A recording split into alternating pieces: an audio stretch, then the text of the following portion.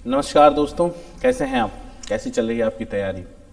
आज SSC GD के आज के जो पेपर हुए हैं उनके एनालिसिस के बेस पे आज शाम को हम फिर एक बार साथ में हैं ऐसे कुछ क्वेश्चंस के साथ जो इस समय एनालिसिस के बेसिस पे ट्रेंड में चल रहे हैं और आप एनालिसिस के आधार पे ये कहा जा सकता है कि अगले दिनों में यही पेपर या इसी तरह के क्वेश्चंस के बेस के पेपर आपको एग्जाम में देखने को मिलेंगे।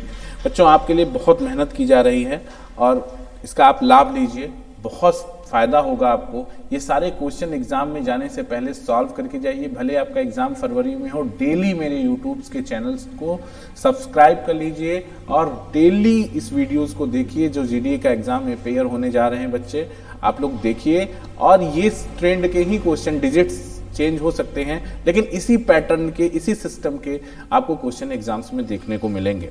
और जो ट्रेंड अभी तक चल रहा है उसके प्रोस्पेक्टिव में मैंने चैप्टर्स वाइज क्वेश्चंस को फिर से तैयार किया है आपके लिए। और चूंकि बहुत समय लगता है इसको तैयार करने में, इसलिए मैंने टाइपिंग भी नहीं कराता हूँ, खुद handwritten question sort out करता हूँ बुक से और आपको के लिए लेके आता हूँ।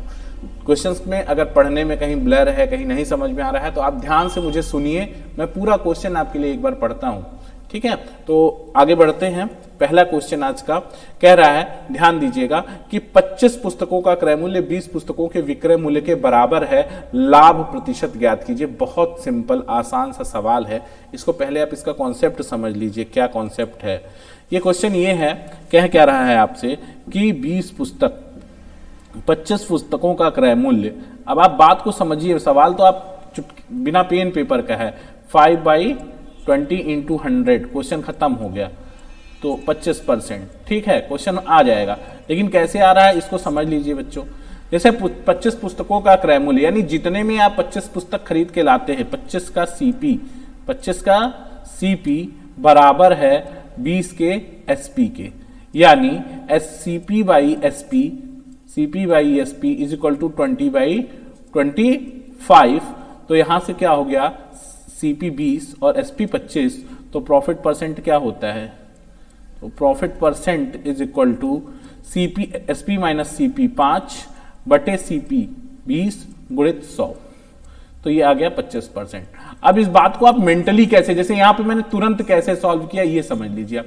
जितने रुपए में आप 25 खरीद के लाए उतना रुपया आपको 20 बेचने पे मिल गया, यही तो मतलब है ना। 25 का विक्रय मूल्य 20 के विक्रय मूल्य के बराबर है। इसका क्या मतलब है? इसका मतलब यह है कि जितने में हम 25 खरीद के लाए थे उतना हमें 20 बेचने पे मिल गया। 20 बेच के अगर हम उतना पैसा कमा लिए जितने में हमने 25 खरीदा था, तो हमारे पास बचा कितना? 5, और ये जो 5 बचा यही हमारा प्रॉफिट है। तो ये 5 पुस्तकों का प्रॉफिट हो गया, कितने पुस्तक बेचने पे? 20 और गुणित 100, आंसर 25%। कोई तकलीफ नहीं है ना बेटा। अगला क्वेश्चन ध्यान दीजिएगा। अगला क्वेश्चन कह रहा है कि एक लंब वृत्तीय बेलन का आयतन 12,320 सेमी क्यूब है और इसकी ऊंचाई 80 सेमी मापी गई है। बेलन के आधार की त्रिज्या की गणना कीजिए। बेलन है, याद रखिएगा, बेलन है। जैसा मैंने आपको पहले भी बताया है कि मेंसुरेशंस का क्वेश्चन फार्मूला बेस आ रहा है। यहां पे रखेंगे आप बेलन का आयतन πr² इज इक्वल टू 12,320 बराबर π22/7 गुणित r², ये r निकालना है आपको, इंटू h कितना दे रहा है आपको? h 80 सेंटीमीटर, ये बराबर है 12,320। सॉल्व कर लेते हैं तो ये r² बराबर हो जाएगा 12,320 गुणित 7/22 गुणित 80। समझ पा रहे हैं बेटा? ये 0 0 से खत्म हो जाएगा, 11 से ये कटेगा, 3 3 6 2 8 नहीं कटेगा 11 से, 3 3 6 2 8, 8 से 8 1 का 8 4, 8 1 का 8 4, 8 पंजे 40, 3 8 चौका 32, 154, 8 से कट गया।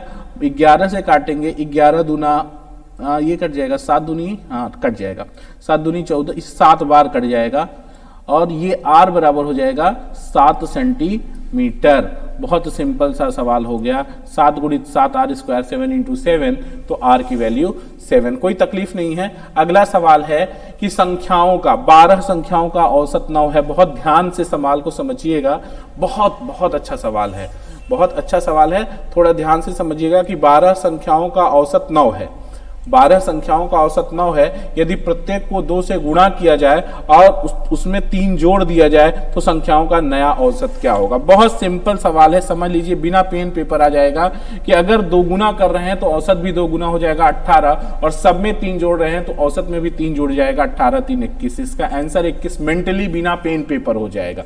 लेकिन आप समझ लीजिए, मैं बता देता हूं कि 12 संख्याएं हैं, 12 संख्याएं हैं, इनका औसत 9 दिया है। अगर सब में 2 2 से गुणा करोगे तो सारी संख्याओं का वैल्यू डबल हो जाएगा, तो टोटल भी, योग भी डबल आ जाएगा, तो औसत भी डबल हो जाएगा। तो यहां से औसत कितना हो जाएगा, 18 हो जाएगा। और हर संख्या में 3 जोड़ने का मतलब है उसमें 3 जोड़ा जाता है। यदि उसमें 3 जोड़ा जाए, यानी हर टर्म्स में 3 जोड़ रहे हैं, तो क्या हो जाएगा, औसत में भी 3 की वृद्धि हो जाएगी। तो 18 3 21, नया औसत 21 आ जाएगा। बात क्लियर है। अगला क्वेश्चन देखते हैं। नेक्स्ट क्वेश्चन ये दूसरा है कि एक वस्तु का विक्रय मूल्य 2,28,528 रुपए है। 2,28,528 है। इसके क्रय मूल्य पर से 20% मूल्य अधिक अंकित किया जाता है और फिर 10% की छूट दी जाती है, तो वस्तु का क्रय मूल्य क्या था। तो बहुत सिंपल सा सवाल समझने की कोशिश करते हैं कि मान लेते हैं एक वस्तु है, इसका मूल्य यक्स है, इसका 15% अधिक अंकित किया तो 115/100 और 10% छोड़ दिया, यानी इसका 90/100 लिया, और ये बराबर कितना हो गया, ये बराबर हो गया आपके 228,528। ठीक है, तो यहां से x बराबर हो जाएगा 228528 इंटू 100 बाई 115 इंटू 90। ठीक है, इसको सॉल्व कर लेंगे आप, इसको सॉल्व कर लेंगे तो ये हो जाएगा आपका 2,22,800। इसको सॉल्व कर लीजिएगा आप, तो ये हो जाएगा 2,20,800। ठीक है, कंप्लीट सॉल्व हो जाएगा। अगला क्वेश्चन ध्यान दीजिएगा। नेक्स्ट क्वेश्चन है, ये वुडमास का सवाल है, देख लेते हैं, थोड़ा सा क्लियर नहीं हो रहा है ये यहाँ से ये, तो इसको देखने की कोशिश करते हैं कि वुडमास का सवाल है क्या। बेसिकली ये क्वेश्चन ये था कि आप, ये क्वेश्चन इस तरह से है, क्वेश्चन है, आपको मैं फिर से बता दूं, क्वेश्चन ये है कि 5/7 का 5/7 का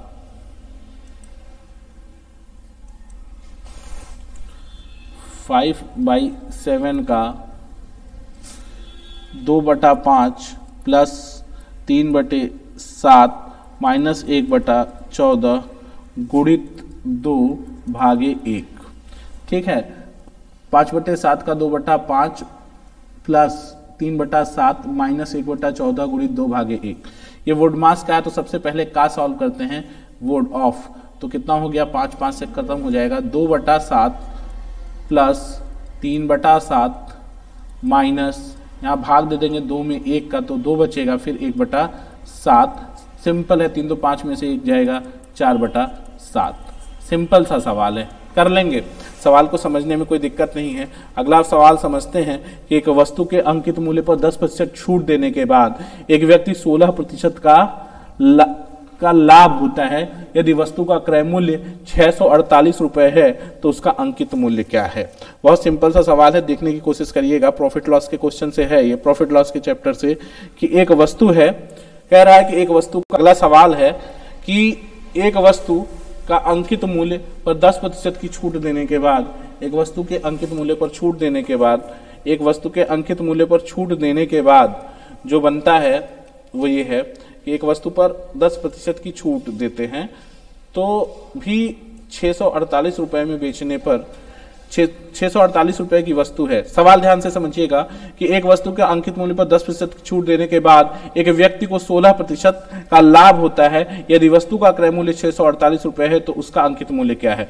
आपको पता है एक फॉर्मूला, सीपी और एमपी में क्या रेशियो होता है, सीपी और एमपी में रेशियो होता है 100 minus D ratio 100 plus profit, 100 plus profit P.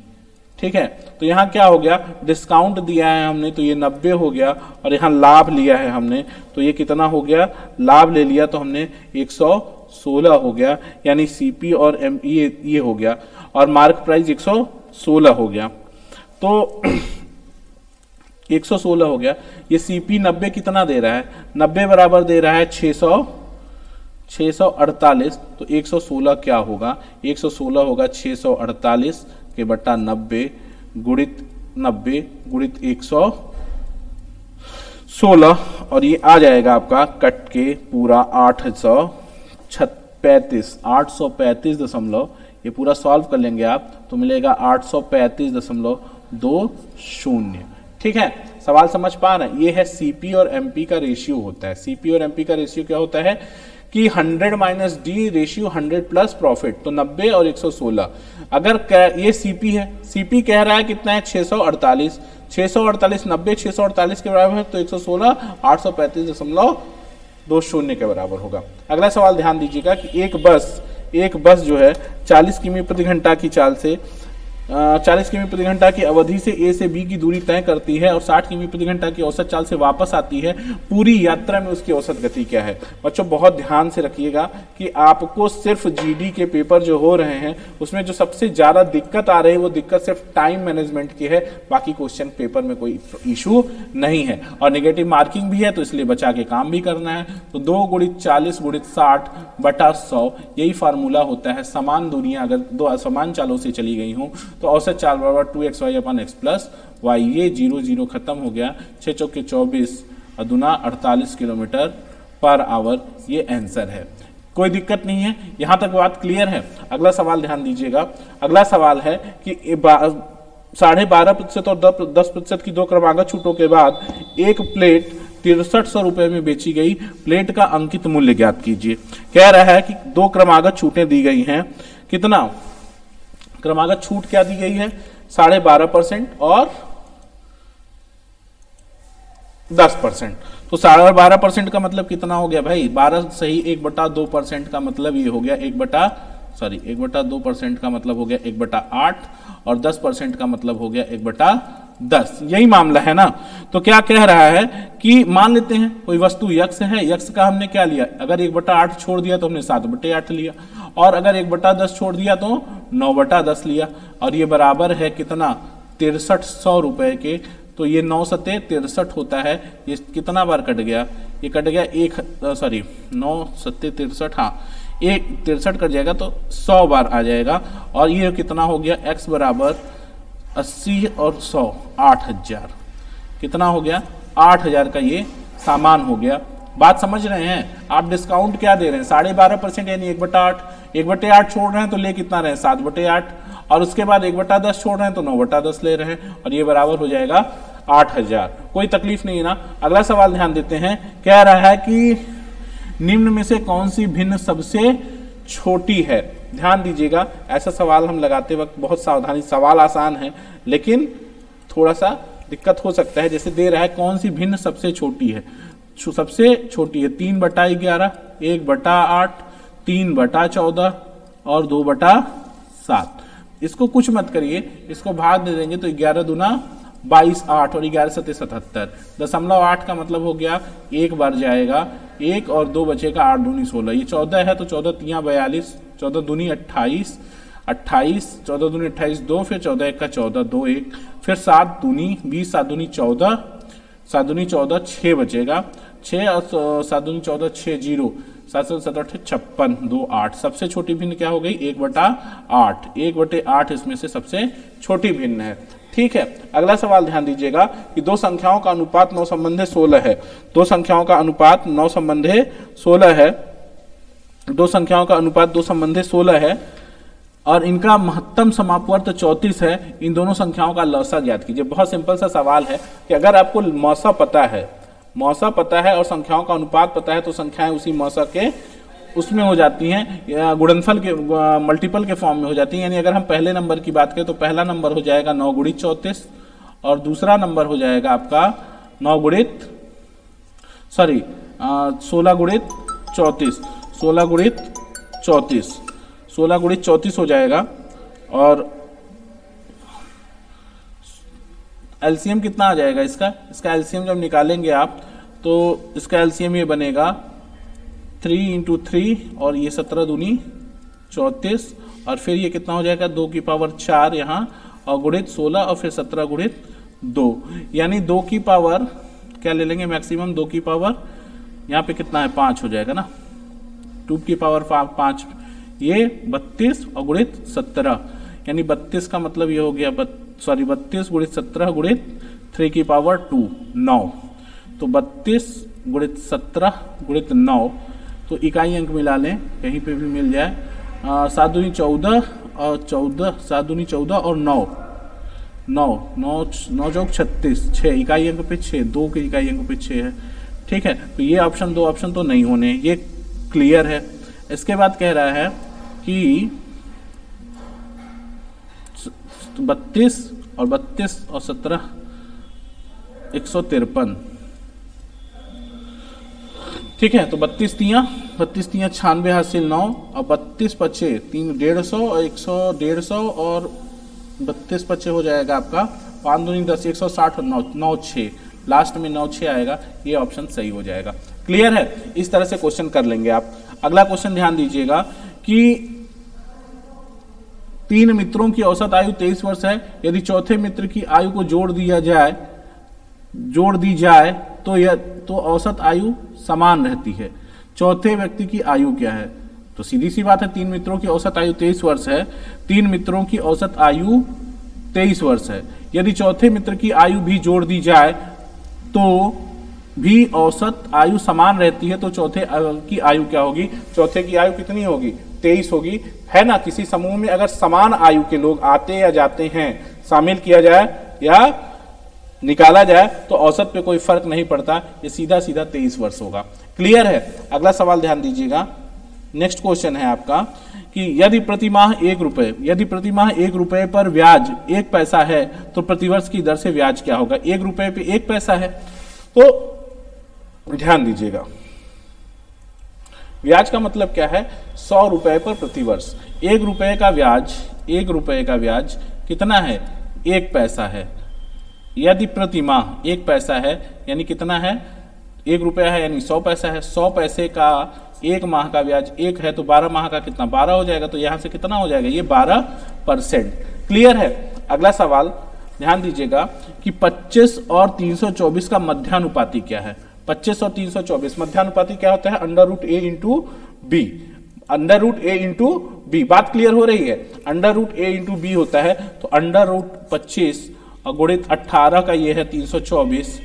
ठीक है, तो ले लेंगे तो 5 और 18 तियां 324, 18 पचे 90, इसका मध्यानुपाती होगा। कोई दिक्कत नहीं है। अगला सवाल कितना आराम से आप क्वेश्चन देख लीजिए, जीडी में इसी तरह का सवाल आ रहा है कि यदि 2 गोले का आयतन का अनुपात 8 संबंधे 27 है तो उनके पृष्ठों के क्षेत्रफल का अनुपात 4 संबंधे 9 हो जाएगा। पृष्ठों के क्षेत्रफल का अनुपात 4 संबंधे 9 हो जाएगा। कैसे होगा देख लीजिए। देखिए ये क्या है? ये 3D है। वॉल्यूम क्या होता है? 3D होता है, इसलिए इसमें जो फॉर्म दिया हुआ है वो क्यूब का दिया हुआ है। कह रहा है कि आयतनों का अनुपात V1 संबंधे V2 बराबर 8 संबंधे 27 है। तो कह रहा है क्षेत्रफल क्या हो जाएगा? स्क्वायर के फॉर्म में आता है। स्क्वायर के फॉर्म में आता है तो इसका पहले क्यूब रूट निकाल लेंगे, इसका 8 का क्यूब रूट निकालेंगे और इसका स्क्वायर कर देंगे, फिर 27 का क्यूब रूट निकालेंगे और इसका स्क्वायर कर देंगे, निकल आएगा मामला। इसका मामला 2 का होगा, 2 का स्क्वायर 4 और 3 का स्क्वायर 9, 4 संबंधे 9 का हो जाएगा। अगला सवाल ध्यान दीजिएगा, बहुत अच्छा सवाल यह है कि यदि 72 पुरुष 280 मीटर लंबी दीवार 21 दिन में बनाते हैं, 72 पुरुष 280 मीटर लंबी दीवार 21 दिन में बनाते हैं, तो 18 दिनों में 100 मीटर लंबी दीवार बनाने के लिए कितने पुरुषों की जरूरत होगी? बहुत बेहतरीन सवाल। ये देखिए आपको M1 D1 T1 by W1 से है और ध्यान दीजिएगा सिंपल सा सवाल है कि 72 पुरुष 28 दिनों 280 मीटर, ये तो काम है, सॉरी इसको ऐसे कर लीजिए। 72 पुरुष कितने दिन में? 21 दिन में कितना काम करते हैं? 280 मीटर दीवार बनाते हैं, बराबर हो जाएगा। तो 18 दिनों में 100 मीटर लंबी दीवार कितनी बनानी है? 100 मीटर। आदमी पता नहीं और दिन दिया है 18, कितने लोग लगेंगे? तो सीधा 18 चौक 72, ये कट गया। ठीक है, और अब यहां बचा कितना? 4 गुणित 21 गुणित 100 बटा 280। 1 0 0 से काट लीजिए, 7 त्रिके 21, 7 चौक 28, 4 4 से खत्म हो गया। तो कितने लोग चाहिए? 30 लोगों की जरूरत पड़ेगी। ये फार्मूला आपको पता है क्या है इसका? इसका फार्मूला है M1 D1 T1 बटे W1, W1 का आम है बराबर M2 D2 T2 बटे W2। कर पाएंगे क्वेश्चन? आराम से कर लेंगे, कोई दिक्कत नहीं है। आगे बढ़ते हैं कि एक पुलिस वाला एक भागते हुए चोर को 114 मीटर पीछे है। सवाल ब्लर आ गया है, थोड़ा सा समझ लेते हैं। देखिएगा भरत, नेक्स्ट टाइम से इसको थोड़ा इंप्रूव करने की कोशिश करिएगा कि एक पुलिस वाला भागते हुए चोर को 114 मीटर पीछे है और पुलिस चोर को की गतियां क्रमशः 21 मीटर प्रति मिनट और 15 मीटर प्रति मिनट हैं। बात समझने की कोशिश करिए तो पुलिस वाला उसे कब पकड़ लेगा या कितने देर बाद पकड़ लेगा। बात को एकदम आराम से मैं सिंपल समझाता हूं कि देखो भाई, ये पुलिस है यहाँ पे खड़ी है और इससे 114 मीटर की दूरी पर यहाँ कहीं चोर खड़ा है, थिप खड़ा है, जो चोर है वो खड़ा है और ये दूरी है 114 मीटर। इसका जो चाल है पुलिस का वो 21 मीटर प्रति मिनट है और इसका चाल जो है वो कितना है, 15 मीटर प्रति मिनट है। ठीक है, तो ये कितने देर में पकड़ लेगा, इस सवाल में कुछ नहीं करते हैं। अगर ये पुलिस की भी चाल 21 को 15 + 6 लिख सकते हैं, तो ये 15 मीटर प्रति सेकंड इस 15 मीटर प्रति मिनट को न्यूट्रल कर देगा। यानी अगर पुलिस भी 15 की स्पीड से दौड़ाए और चोर भी 15 से भागे तो ये 114 मीटर की दूरी कहीं पर कभी भी, तो शायद में लगा दिया, कम नहीं होगी, कभी भी कहीं पर भी कम नहीं हो पाएगी। ठीक है, कम नहीं हो पाएगी। तो कहने का सेंस ये है कि अगर तो ये जो 114 मीटर का मार्जिन है ये इस चाल से कवर करेगा, किससे, 6 मीटर प्रति सेकंड जो ज्यादा है। तो कितना समय लगेगा, 1/6 बराबर 19 मिनट लगेगा। ये ऑप्शन पहला सही हो जाएगा कि 19 मिनट में उसको पकड़ लेगा। दूसरा सवाल है, यदि किसी धनराशि पर 5% वार्षिक ब्याज की दर से 3 वर्ष के साधारण ब्याज और चक्रवृद्धि ब्याज का अंतर 36.6 है तो धनराशि क्या है। सिंपल, बहुत ही बेहतरीन सवाल। चक्रवृद्धि ब्याज का ऐसा अच्छा सवाल आपको मिल सकता है जीडी के किसी भी शिफ्ट के पेपर में मिल सकता है। कह रहा है, आपको मैंने कहा ना, कॉन्फिडेंस रखिए कि अगर आपको रेट पता है, रेट 5% बराबर 1/20, मामला 3 साल का है, क्यूब कर देंगे 8000 और ये 8000 क्या है आपका मूलधन है। 8000 मूलधन है। इस मूलधन पे लेंगे आप तो 8000 का 1/20 जब करेंगे, 8000 का 1/20 करेंगे तो कितना आ जाएगा 400 और इसका फिर 1/20 करेंगे भाई, 1/20 20 चौक के 80, 400 फिर 20 दूनी 40, 20 और फिर 1।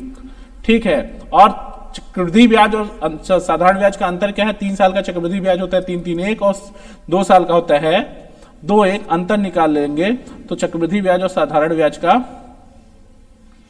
अंतर, जब चक्रवृद्धि ब्याज और साधारण ब्याज का अंतर निकालना हो तो इसको जीरो, पहले टर्म को जीरो कर लेते हैं। ठीक है, तो ये पहला टर्म जीरो हो जाएगा तो यहां पे कितना हो जाएगा 3 और यहां 1, यानी 60 और +1 बराबर 61। ये जो आएगा 61, यही क्या है तीसरे, तो चक्रवृद्धि ब्याज और साधारण ब्याज का अंतर है और ये 61 बराबर है 36.6, यानी 1 बराबर हो जाएगा 6 का 6, 6 के 36, यानी कितना हो जाएगा 0.6 हो जाएगा। देख लो 6, हाँ 0.6 हो जाएगा। 1 बराबर 0.6, तो मूलधन कितना है, मूलधन है 8000, तो 8000 बराबर 8000 गुणित 0 6, 8 48, 3 0 लगाएंगे और 1 अंक दशमलव लगा लेंगे तो ये क्या आ जाएगा 4800। कोई दिक्कत नहीं, कर लेंगे, वेरी गुड।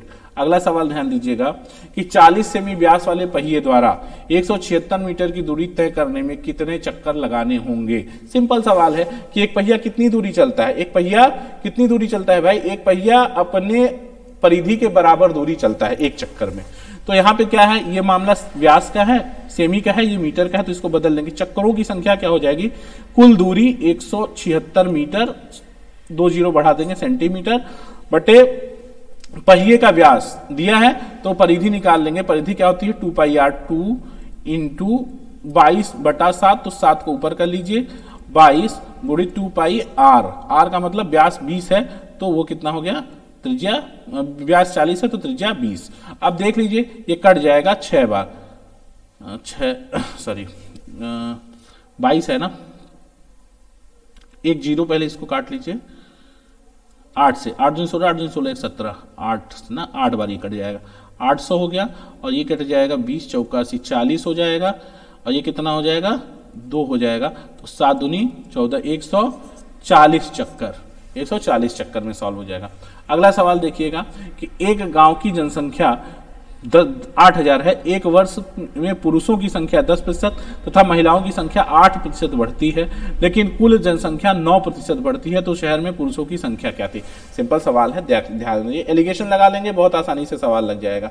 जैसे क्या कह रहा है कि पूरी जनसंख्या कितनी है, 8,000 है, और एक कह रहा है कि एक शहर की जनसंख्या 8,000 है, एक शहर की जनसंख्या 8,000 है, पुरुष उसमें क्या है, ये मेल है, ये फीमेल है, पुरुषों की संख्या में 10%, पुरुषों की संख्या में 10%, महिलाओं की संख्या में 8% और टोटल में 9% की वृद्धि होती है। अनुपात निकाल लेंगे तो 1 और 1 का अनुपात आ जाएगा। यानी कह रहा है कि महिलाओं की संख्या, किसकी पूछ रहा है आपसे, पूछ रहा है कि शहर में पुरुषों की संख्या, तो पुरुष भी 1, महिला भी 1, यानी 8,000 में 1 पुरुष 1 महिला, यानी 2 बराबर 4,000, तो 8,000 तो 1 बराबर 4,000। ठीक है, इस तरह से हमने आज हमारे साथ मिलकर एसएससी जीडी के प्रीव्यू के बेस पे तैयार किए गए 20 सवालों की प्रैक्टिस की। आपको आने वाले शिफ्ट में इसी पैटर्न पर क्वेश्चन मिलेंगे। इसको एग्जाम में जाने से पहले निश्चित रूप से एक बार बैठ के ठंडे दिमाग से इस पूरे रिव्यू के बेस पे तैयार क्वेश्चंस को रिवाइज कर लीजिए और उसके बाद ही एग्जाम में जाइए। बहुत बहुत धन्यवाद।